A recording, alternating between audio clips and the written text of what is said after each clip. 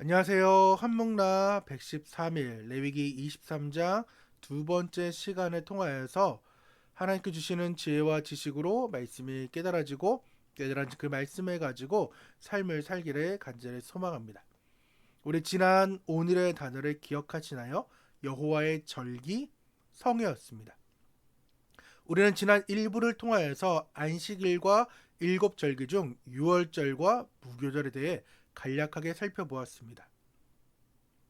안식일을 통해 나는 하나님의 날을 하나님의 것으로 인정하고 선포하고 있는지, 유월절과 무교절을 통해 나의 삶은 거룩한 삶을 보여주었던 한 주였는지 모르겠습니다. 지난 9월 추석 이후에 레위기를 살펴보면서 아버지와 싸운 얘기를 잠깐 삼일기를 했습니다. 정말 화해 아닌 그 화해를 하는 내내 그 두 달 정도의 가정이 너무나도 무거웠고 힘들었던 달이었습니다. 그리고 계속해서 와이프가 빨리 화해해라, 아버지께 죄송하다고 얘기해라 이러면서 어, 지난 화요일 날에 이제 떨리는 마음을 가지고 말씀을 전화를 드렸고 37초 만에 끝났습니다.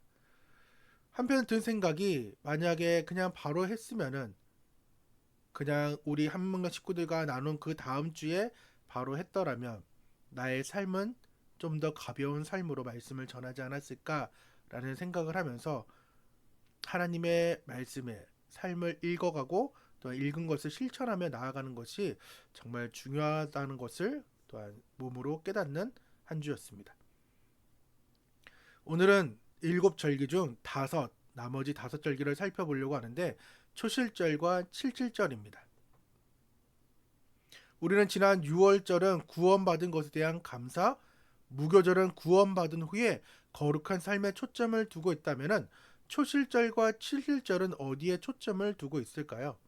초실절은 음력 1월 15일부터 21일까지 무교절을 지키는 동안에 이스라엘 백성은 추수한 첫 곡식을 하나님께 바쳐야 했습니다. 첫 곡식보다는 정확히 말씀드리면 첫 곡식단입니다.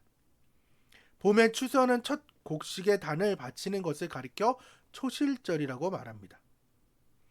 첫 곡식단은 보리 추수를 말하는 것이며, 이스라엘 백성들은 보리 추수할 때 첫 추수의 곡식 한 단을 제단 앞에 가지고 와서 흔들어서 바쳐야 하며 안식일 다음날 바쳐야 했습니다. 이스라엘 백성들은 추수한 첫 이삭을 하나님께 드리기 전에는 결코 아무것도 먹어서는 안 되었습니다. 초실절이 우리에게 주는 그러한 영적인 의미는 믿음에서 삶의 우선권을 우리 하나님께 드리는 것입니다.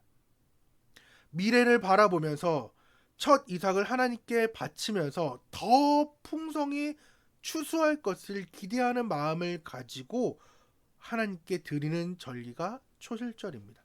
신약에서 초실절이 예수 그리스도께서 부활의 첫 열매라는 사실을 알려줍니다.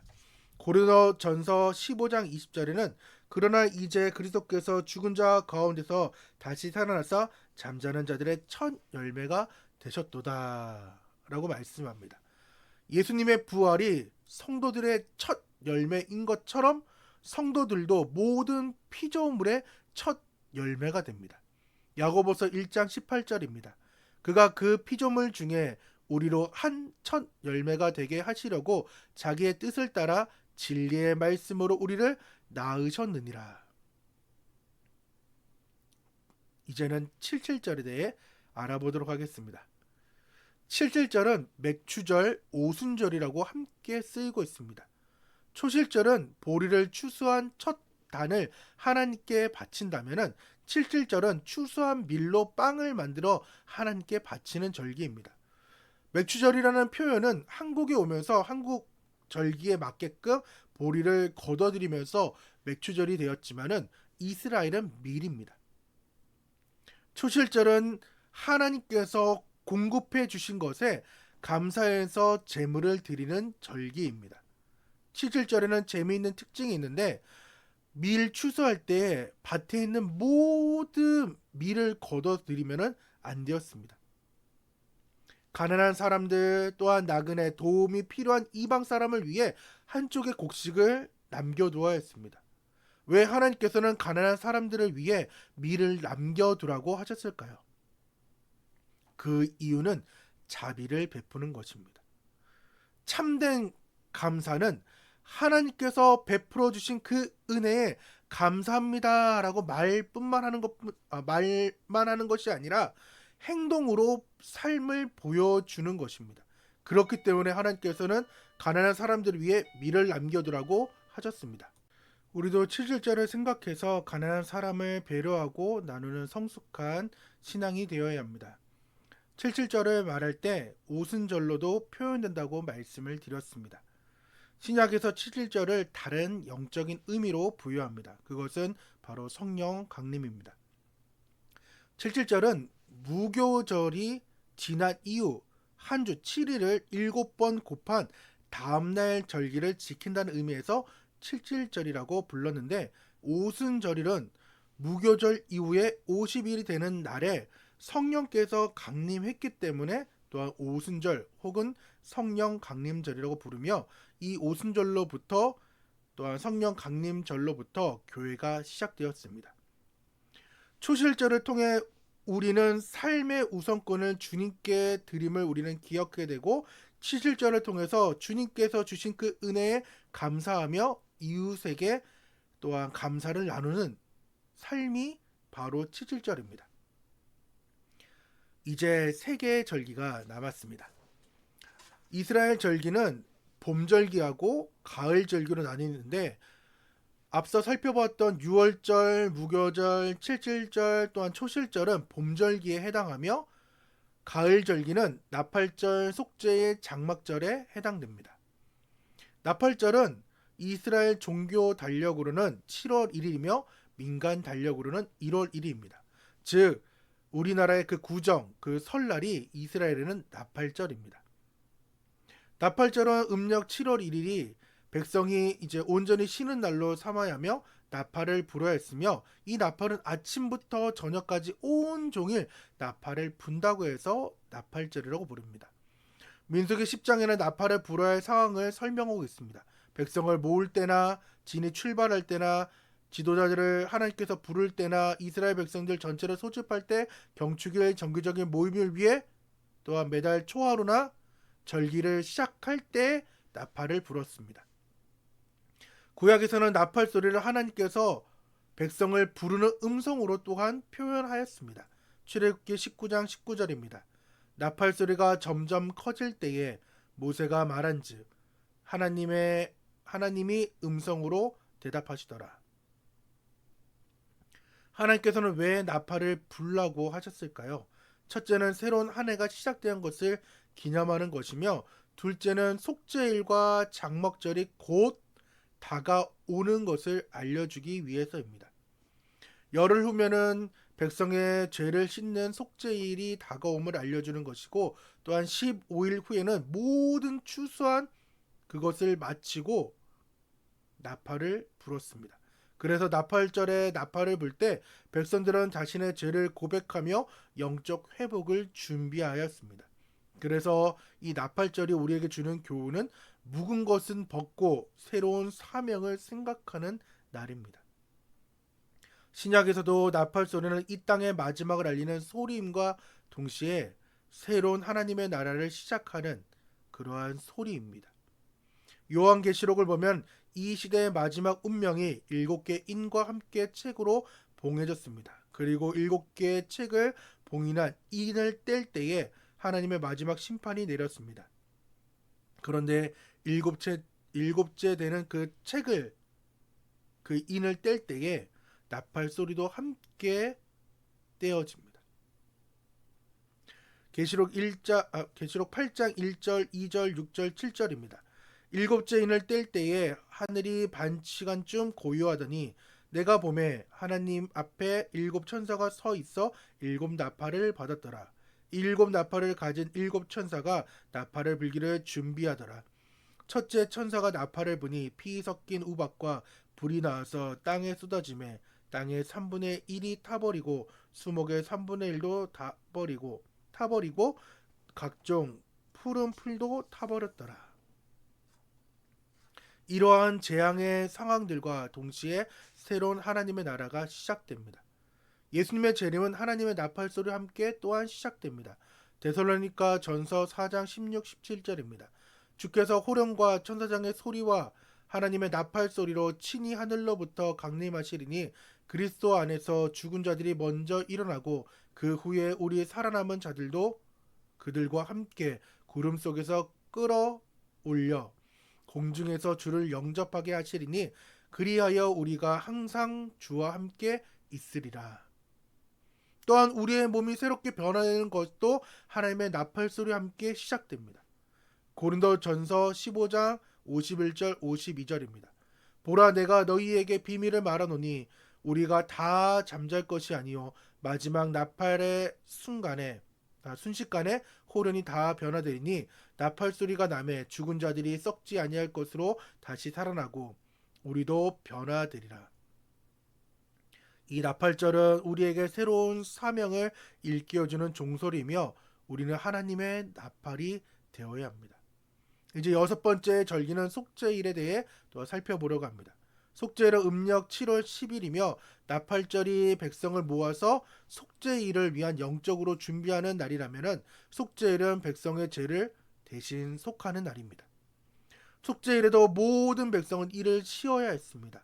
그리고 스스로 고행해야 하며 하나님 앞에 모여 예배를 드려야 했습니다.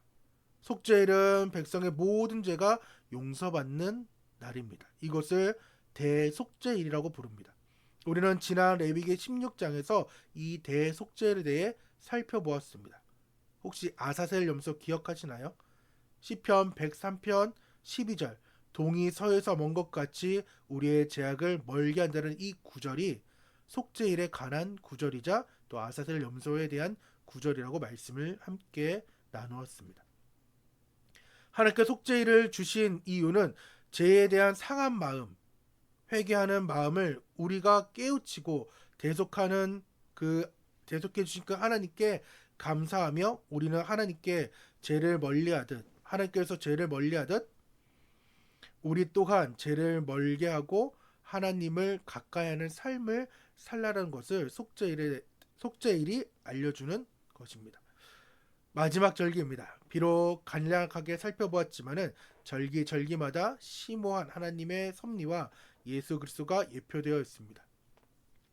우리는 초막절을 통하여서 이제 우리는 우리의 미래 영원한 집을 준비하는 훈련을 하나님께서는 시킵니다.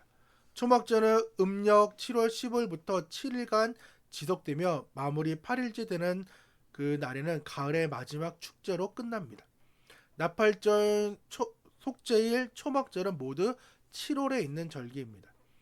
이스라엘 백성들은 초막절이 되면은 임시 초막을 짓고 절기 동안 거기에 거주했습니다. 첫째 날과 여덟째 날에는 중요한 날인데 아무 일도 하지 않고 오직 하나님께 예배만 드렸습니다. 특히 8일째 되는 날은 가장 거룩한 날이라고 부릅니다. 신약에서도 가장 중요한 날 8일째 되는 날에 하나님께서 이렇게 말씀하셨습니다. 요한복음 7장 37, 38절입니다. 명절 끝날 곧 큰 날에 예수께서 서서 외쳐 이르시되 누구든지 목마르거든 내게로 와서 마시라. 나를 믿는 자는 성경의 이름같이 그 배에서 생수의 강이 흘러나오리라 하시니. 예수님께서는 초막절을 생명수와 연결시키고 있습니다. 초막절의 풍습 곧 하나님께서 이스라엘 백성들을 광야에 있을 동안에 베풀어 주신 그 은혜, 공급해 주신 물을 생각하면서 예수님께서는 초막절을 앞으로 주어질 생명수와 연결시킨 것입니다. 또한 초막절에는 재미있는 특징이 있는데 일곱 절기 가운데서는 질기라는 표현이 없습니다. 말씀이 없습니다. 하지만 유독 초막절에는 질기라는 표현을 하나님께서 사용하셨습니다. 레위기 23장 40절입니다. 첫날에는 너희가 아름다운 나무 실과와 종려나무 가지와 무성한 나무 가지와 신의 버들을 취하여 너희 하나님 여호와 앞에서 이레 동안 즐거워할 것이라. 초막절에 즐기는 이유는 너무나도 간단합니다. 하나님께서 모든 소출과 이스라엘 백성들에게 하신 일에 대해 복 주심에 감사하는 날입니다. 또한 초막절은 영원한 집을 준비하는 절기입니다. 이 초막절에 이스라엘 백성들은 자신들의 참된 정체성을 확인하는 중요한 절기였습니다. 우리는 초막절을 통해 나 자신은 잠시 이 땅에 거주하는 순례자라는 사실을 기억해야 합니다. 초막에서 7일 동안 지내다가 명절이 끝나면 지내던 초막을 다 헐어버리고 다시 자기의 집으로 돌아갑니다. 이런 일을 통해 이스라엘 백성들은 이 땅에서의 삶이 일시적이고 제한적인 것을 깨닫게 됩니다. 그리고 이 초막은 현재 우리가 살고 있는 이 땅이며 우리의 몸을 상징하고 있습니다. 고린도후서 5장 1절입니다. 만일 땅에 있는 우리 장막 집이 무너지면 하나님께서 지으신 집 곧 손으로 지은 것이 아니요 하늘에 있는 영원한 집이 우리에게 있는 줄을 아느니라. 우리가 바라보아야 하는 것은 임시로 지은 초막이 아닙니다. 우리의 몸이 아닙니다. 우리의 시민권은 하늘에 있음을, 또한 우리의 안식처가 하늘에 있음을 깨닫고 나그네 인생을 마치면, 순례자의 인생을 마치면은 영원한 집, 본향집으로 나아가고 들어감을 우리는 기억해야 된다는 것입니다. 이스라엘 백성들이 초막으로 나와 잠시 거주하고 또한 그것을 허물고 다시금 집으로 돌아갔던 그 일들을 우리는 비록 하지는 않지만은 초막절을 통해서 이 영적인 의미를 깊이 깨닫길 원합니다. 또한 우리가 천국에 드려지는 곡식입니다. 오늘은 짧게나마 5절기를 살펴보았습니다. 너무 짧게 얘기해서 개념이 잡혔는지 모르겠지만은 기회가 되면 저도 안식일과 이 7절기에 대해 좀 더 공부하고 또한 풍성한 말씀이 좀 전해지길 원하는데 그래도 간략하게나마 두 번의 시간을 통하여서 안식일 플러스 7절기에 대해서 살펴보았으니 그 왜 지켜야 되는지 그 영적인 의미를 우리가 기억하며 나아가길 원합니다. 오늘의 3일기는 절기를 주신 하나님께 감사하며 나를 구속하신 하나님의 사랑과 천국 본향을 준비하고 계신 그 하나님께 소망을 두며 사는 우리 한목나 모든 가족 되기를 축원합니다. 기도하겠습니다. 하나님 감사합니다. 오늘은 5절기에 대해 함께 살펴보았습니다. 하나님, 지난 안식일과 또한 2절기, 오늘 5절기에 그 절기들마다 있는 그 영적인 의미, 그리스도가 예표됐던 사실들을 우리가 알고 비록 이스라엘 절기지만 하나님께서 이 절기를 지키라고 말씀했던 것들을 우리가 기억함으로 인하여서 그 영적인 의미를 되새기며 나아가는 귀한 한목나 모든 가족들 되어서 정말 감사가 끊이지 않게 도와주시고 천국 본향을 바라보며 구원 이후의 삶이 계속해서 거룩의 삶, 감사가 될 수 있도록 도와주시옵소서. 주님께서 함께 하실 걸 믿사하며 살아계신 예수님의 이름으로 기도드립니다. 아멘. 감사드립니다. 안녕.